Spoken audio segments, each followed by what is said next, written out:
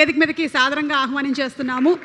అంటే ఈ film background కాకపోయినా సరే ఈ ఫిల్మ్ ఇండస్ట్రీ మీద ఎంతో ప్రేమతో వారి అబ్బాయిని ఒక హీరోగా చూడాలి, ఒక మంచి సినిమా తీయాలి అనే ఉద్దేశంతో ఈ మూవీని వారు అందిస్తూ ఉన్నారు. వారికి శుభాకాంక్షలు తెలియచెప్తూ ఉన్నాము. సార్ నమస్కారం. ఫస్ట్ మీరు కూడా ఈ స్టోరీని విని ఓకే చేశారు అని విన్నాము. అంటే మీకు కూడా ఏమైనా భార్యా బాధితుల సంఘంలో మీరు ఉన్నారా? నేను అట్లే లేను మేడం. ఓకే ఓకే సరేనండి, మీరు మాట్లాడండి, మీరు ఏం చెప్పాలనుకుంటున్నారు? భార్య దొరికింది. అవును సార్, రాజీవ్ కూడా అంతే సార్, మంచి భార్య దొరికింది. అలాంటి ట్రబుల్స్ లేవు. నేను కూడా చేయను సార్. ఇందులో కూడా ఏం లేదు మేడం. ఒక మంచి అందమైన అమ్మాయిలు ఒక అమాయకమైన అబ్బాయిలు, అదే గొడవ. పెద్ద మ్యాటరే లేదు ఇందులో. ఎందుకు సార్ ఎప్పుడు అమాయకమైన అబ్బాయి మంచి? ఇప్పుడు అబ్బాయి అమాయకుడే ఉంటాడు మేడం. Okay sir. అబ్బాయి అనేవాడే అమాయకుడు, అందమైన అమ్మాయి మంచి అమ్మాయి, అమాయకుడైన అబ్బాయి. ఓకే సరే, అమాయకుడు. నమ్మాలనే ఉన్నా నేను నమ్మను. ఓకే సార్, మీరు మాట్లాడండి, కొంచెం మైక్ దగ్గర పెట్టుకొని. ఎస్, ఇక్కడ విచ్చేసిన చిన్నలకి పెద్దలకి అందరికి నమస్కారం అండి. ఇది యాక్చువల్గా నాకు ఈ సినిమా ఫీల్డ్ కానీ ఈ సినిమాకి సంబంధించి ఏమీ తెలియదు. కాకపోతే సినిమా ప్రేమికుడు నేను. ఇప్పుడు ఎందుకంటే అన్ని తల్లిదండ్రుల నుంచి నేర్చుకుంటాం. దాని తర్వాత ఒక ఏజ్ వచ్చిన తర్వాత తల్లిదండ్రులు చెప్పిన మాట మనకి అంత మంచి అనిపించదు. అలాంటి టైంలో స్నేహితులు, సినిమా అనేది మన జీవితంలో ఎలా నడపాలనేది మనకు నేర్పుద్ది. నేను ఇలా సినిమా చూసి చాలా చాలా చాలా నేర్చుకున్నాను. నేను ఎలా బతకాలో, ఎలా జీవించాలో, ఎలా ఉండాలని నాకు అన్ని నేర్పిన గురువు సినిమా. అంటే ఫస్ట్ గురువు మా అమ్మ అయితే, దాని తర్వాత సినిమా. సూపర్. ఇంత నా జీవితాన్ని తీర్చిదిద్దుకోవడానికి ఇంత దోహదపడ్డ సినిమాకి నా వంతుగా నేనేదో చేయాలని, నా వంతుగా సినిమాకి నేనేదో రావాలని, ఇప్పుడు నా కొడుకు ద్వారా ఉన్న కోరిక తీర్చుకోవాలని నా కొడుకుని అడగటం, దానికి తండ్రి పాట. అంటే నా కొడుకు ఇందాక అంటే నా కూతురు లాంటిది. ఇందాక అమ్మాయి చెప్పినట్టు మా అబ్బాయి చాలా బిడియోస్తుడు, చాలా చాలా చాలా బిడియోస్తుడు మేడం. అంటే అంటే అబ్బాయిని పెంచుతున్నానా అమ్మాయిని పెంచుతున్నానా అంత చిగ్గుంటుంది మా అబ్బాయికి. అలాంటి నా కొడుకు నా మాటిని ఒకటే సింగిల్ మాటతో, నీకు ఇష్టమైతే నీ సినిమా చేస్తానా అని ఒప్పుకొని, నా కోరిక మేరకు నా కొడుకు చిగ్గు బిడివంత వదిలేసి, అంటే అసలు ఎట్లా పోయిందో కూడా తెలియదు నాకు. అంటే చూస్తున్న నా కొడుకు నేను అనిపిస్తుంది ఇప్పుడు నాకు. మీరు నిజంగా గట్టిగా చప్పట్లు కొట్టాలి. ఎందుకంటే ఎక్కడైనా సరే కొడుకు నాన్న నన్ను పెట్టి సినిమా తీయని అడగడం మనం ఇప్పటి వరకు విన్నాం, కానీ కొడుకుకి అంత ఇంట్రెస్ట్ ఉందో లేదో మనకు తెలియదు, కానీ నాన్న చెప్పాడు అనేటువంటి మాటకి కొడుకు సినిమా చేయడం అనేది చాలా అరుదు. అంటే మేడం ఇప్పుడు ఎక్కువ సేపు అనుకోకపోతే చెప్తా కాసేపు. మీరు తప్పకుండా చెప్పొచ్చు. ఎస్. ఇప్పుడు ఎందుకంటే నా కొడుకు తెలిసి మొత్తం నా కొడుకు 3 లోకం. అంటే 1 తండ్రి, 2 తల్లి, 3 అక్క. అంటే ఏం చేస్తుంటాడు, మా ముగ్గురికి ఏం కావాలో అతను ఏం చేయగలడో అవి చేస్తూ ఉంటుంటాడు. మా ముగ్గురు చుట్టే తిరుగుతూ ఉంటాడు. అంటే నేను బయటికి వెళ్తుంటే షూ శుభ్రం చేస్తాడు. అంటే వాళ్ళమ్మ నేను ఎక్కడ తిడతాను అని చెప్పేసి వాళ్ళమ్మని తిడతానేమని ఆయన రెడీ చేస్తుంటాడు.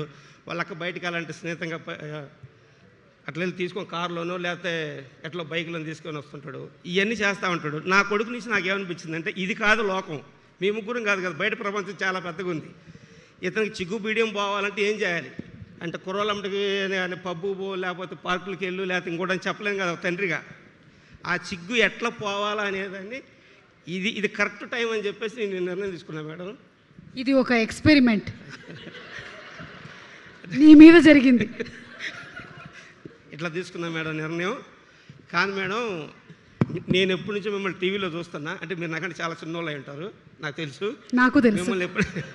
మిమ్మల్ని నేను ఎప్పటి నుంచో టీవీలో చూస్తున్నా. ఇవాళ మీ పక్కన నిలబడటానికి నాకు ఈ అవకాశం ఇచ్చిన నా కొడుక్కి, అయ్యో మా ఇద్దరం అనుకుని నడిపించింది నా కూతురికి, మళ్ళీ అంటూ జన్మ ఉంటే ఇద్దరికి కొడుకుగా పుట్టలేను కాబట్టి వాళ్ళిద్దరు ఒకరికైతే కొడుకుగా పుడతాను మేడం. అప్పుడు వాళ్ళ రుణం తీర్చుకుంటాను నేను. ఇప్పుడు నన్ను ఇంత ఎత్తులో నిలబెట్టిన నా కొడుకు నా కూతురు, ఇంత ఎత్తులో నిలబెట్టాను నా కొడుకు నా కూతురు. నేను ఎప్పుడన్నా మరి జన్మ ఉంటే ఖచ్చితంగా వాళ్ళకి కొడుకుగా పుడతా. గ్రేట్ అండి, నిజంగా చాలా గ్రేట్. ఎందుకంటే నేను విన్నాను మీ అమ్మాయికి జనరలీ ఏంటంటే, చెప్పేనా సరస్వతి, అమ్మాయికి కూడా ఒక వాటా ఇస్తే తన ఎర్నింగ్స్లో నుంచి తను ఏమనిందంటే, నాన్న నాకు వద్దు, నువ్వు ఎప్పటి నుంచో మన అన్నయ్యని హీరోని చేయాలనుకుంటున్నావు, నాకు ఇచ్చినటువంటి ఈ వాటా డబ్బులతో ఈ సినిమాని ప్రొడ్యూస్ చేయి అని చెప్పినటువంటి ఆ అక్క ఎంత గొప్పదో చెప్పండి. ఎవరైనా సరే ఈ రోజుల్లో డబ్బులు రాగానే స్వార్థంగా అక్కో చెల్లో అందరూ సెల్ఫిష్గా ఆలోచించి ఆ డబ్బుల్ని సేవ్ చేసేసి వాళ్ళ కుటుంబాన్ని చూసుకోవాలి అనుకుంటారే తప్ప మళ్ళీ ఆ డబ్బుల్ని తన తమ్ముడి మీద ఇన్వెస్ట్ చేయాలి అనుకున్నటువంటి ఆ అక్కకి నిజంగా జోహార్లు. సరస్వతి, గ్రేట్. అంటే వాళ్ళ అక్క తమ్ముడు అనే దానికంటే నాకు అమ్మా నాన్న అనుకోవడం బెటర్ మేడం. అంటే మా నాన్న చిన్నప్పుడు చనిపోయారు. దాని తర్వాత నాకు ఆయన పుట్టిన ఒక నెలకు మా అమ్మగారు చనిపోయారు. నాకు వాళ్ళు లేని లోటు వాళ్ళిద్దరి ద్వారా తీరింది. నా బిడ్డలు ఇంత అంటే నాకంటే మంచి వాళ్ళు అవుతారని నేను ఎక్స్పెక్ట్ చేయలేదు మేడం. నా బిడ్డలు నాకంటే మంచి వాళ్ళు అవుతారనేది అసలు ఎక్స్పెక్ట్ చేయలేదు నేను. అంటే నా ఒక తండ్రిగా నేనైతే సాధించినట్టు అనుకున్నాను నేను. నాకు ఇప్పుడు కూడా కోరిక తీరింది. ఇక నా కొడుకు ఒకటే చెప్పా, నీ చేత సినిమా తీపిస్తా, నేను సినిమా హీరోని అని ఎక్కడ అట్టెక్కు నీ దగ్గర ఉండకూడదు. ఒకవేళ నువ్వు ఇంకోటి 2-3 సినిమాలు నా ఓపికన్న కాడికి నీ ఎంత ఖర్చు పెట్టి సినిమా తీస్తా, నా ఆఖరి రక్తపుట్టు వరకు ఖర్చు పెట్టి సినిమా తీస్తా. నువ్వు ఈ ఫీల్డ్ నిలబడగలిగితే ఓకే, ఈ ఫీల్డ్ నిలబడలేకపోతే నువ్వు చక్కగా మా ఇంటికి వెళ్ళి శుభ్రంగా వ్యవసాయం చేయాల్సి వస్తుంది. అప్పుడు కూడా నువ్వు హీరోలాగా ఉండాలి.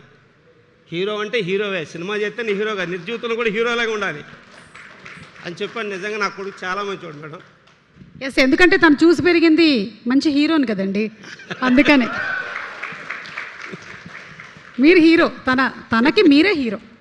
అట్లా అంటే మేడం ఇంకా తర్వాత ఈ సినిమా ఫీల్డ్లోకి వచ్చాక కొత్త వాళ్ళం చాలా ఇబ్బంది పెడతారు, అట్లా చేస్తారు ఇట్లా చేస్తారంట మేడం. నాకు తెలిసి సినిమా మీద ఆ ఎన్ని అబద్ధాలని నేను నమ్మేశాను మేడం. ఎందుకంటే ఇందులో చేసిన సప్తగిరి గారు కానీ, డైరెక్టర్ గారు కానీ, ఈ సినిమాకి దోహదపడ్డ అంటే మీ డైరెక్టర్ గారు కానీ అందరూ అసలు వీళ్ళైతే నా బిడ్డలు లాంటి వాళ్ళు మేడం. వీళ్ళు కానీ దాని తర్వాత కారు నడిపే డ్రైవర్తో సహా అందరూ మా మీద జాలి అభిమానం చూపించారు. మమ్మల్ని ఎక్కడ నష్టపెట్టలేదు, ఎక్కడ మమ్మల్ని రూపాయి ఎక్కువ ఖర్చు పెట్టలేదు. అందరికి మాకు సహాయపడ్డారు తప్ప ఏ ఒక్కళ్ళ దగ్గర మాకు షీటింగ్ అనేది జరగలేదు మేడం. అసలు అదైతే అబద్ధం మేడం. అసలు సినిమా వాళ్ళు కొత్త వాళ్ళు మోసం చేస్తారు అనేది అయితే నేను నమ్మినవారు చెప్తున్నా, అది అబద్ధం. అందరూ మాకంటే చిన్నోళ్ళు అయితే నా బిడ్డల్లాగో, నా అన్నలాగో, తమ్ముళ్ళలాగో, నాకంటే పెద్దోళ్ళు అయితే ఇంకా మా బాబాయ్ చిన్నాన్నలాగో అందరూ మాకు సహాయపడ్డారు. ఈ సినిమా ఇంత బాగా తీయడానికి కారణం వాళ్ళందరూ సహాయం ఉంది. ఇందులో నటించిన నటీమణులు అందరూ కూడా మమ్మల్ని చిన్నపిల్లల్లాగా ఇష్టపడి మేమంటే మా అబ్బాయిని చాలా దగ్గరగా తీసుకొని మా అబ్బాయి మీద చాలా ప్రేమ చూపించి ఫస్ట్ సినిమాలాగా కూడా కాకుండా బాగా చేశాడు మీ అబ్బాయిని. తను చేశాడో లేదో రేపు సినిమా రిలీజ్ అయిన తర్వాత మీ అందరూ చెప్పాలి. ఇప్పటికైతే నేను చెప్పేది కాదు. ఇందులో నటించిన వాళ్ళందరూ కూడా మేడం చాలా చాలా చాలా బాగా చేశారు మనసు పెట్టి. వీళ్ళందరికీ నాకు చిన్నోళ్ళు దండం పెడితే బాగుండదు, వాళ్ళందరూ రుణపడి ఉంటారు మేడం. థ్యాంక్ యూ అండి కోటేశ్వరరావు గారు, మీకు శుభాకాంక్షలు తెలియచెప్తూ ఉన్నామండి మీ మంచి మనసుకి. ఇప్పుడు మేడం ఇందులో రాజు కనకాల గారు నిజంగా చాలా చాలా చాలా చాలా చాలా చాలా చాలా మంచివాళ్ళు మేడం. మీకు అలాంటి భర్త దొరికినందుకు మీరే జన్మలో పుణ్యం చేసి ఉంటారు మేడం. అవును సార్, థ్యాంక్ యూ. ఆ పుణ్యం అంతా అటు కేరళలో చేసి ఇటు వచ్చేసా. థ్యాంక్ యూ అండి, thank you so much Koteswararao గారు. చాలా సంతోషం. ఆయన చెప్పిన మాటల్లో చాలా చాలా నిజాలు ఉన్నాయి. ఒకటి మన ఇండస్ట్రీకి సంబంధించి ఉండేటువంటి చాలా అపోహల గురించి, అలాగే ఇండస్ట్రీ మనందరం కళామతల్లి బిడ్డలం, ఆ ఇండస్ట్రీకి వచ్చేటువంటి వాళ్ళందరూ కూడా బాగుండాలని కోరుకునే వాళ్ళము, దాని గురించి ఎంత బాగా చెప్పారు. అలాగే హీరో అంటే కేవలం మనకి సిల్వర్ స్క్రీన్ మీద కనిపించే వాళ్ళు మాత్రమే కాదు, రైతుల దగ్గర నుంచి మన రాజ్యాన్ని మన దేశాన్ని కాపాడేటువంటి సైనికుల వరకు ప్రతి ఒక్కళ్ళు హీరోలే, అందరూ హీరోలుగానే బతకాలి అని ఆయన చెప్పినటువంటి మాట కూడా చాలా బాగుంది. Thank you so much Koteswararao గారు. అండ్ ఇప్పుడు డైరెక్టర్ గారిని వేదిక మీదకి సాదరంగా ఆహ్వానించేస్తున్నాము. వీరు ఉలవల గారు టు ప్లీజ్ కమ్ ఆన్